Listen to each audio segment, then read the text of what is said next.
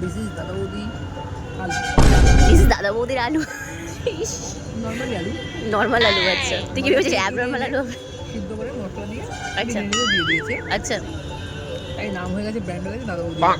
আচ্ছা, তুই কি ভেবেছিস দাদা বৌদি আর নাকি নিজে চাষ করে তারপরে বিরিয়ানিতে দেবে নাকি? আমিও তাই ভেবেছিলাম। নর্মাল রাইস, বলছি বাসমতি রাইস, কিন্তু নয়। অত্যধিক স্টিম হয়ে গেছে।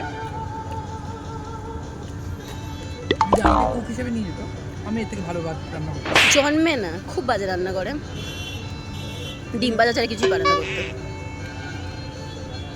আমি একটা ইউনিক বিরিয়ানি তৈরি করবো, যেখানে ডিম ভাজা দিয়ে রাইসটাকে মেখে দিয়ে ওপর দিয়ে গ্রেভি সরিয়ে দিয়ে দমে বসিয়ে দেবো, হয়ে যাবে দম এগ বিরিয়ানি।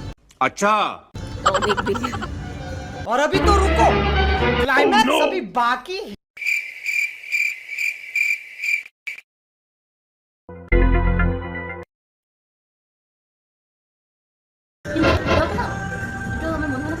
अरे कहना क्या चाहते हो?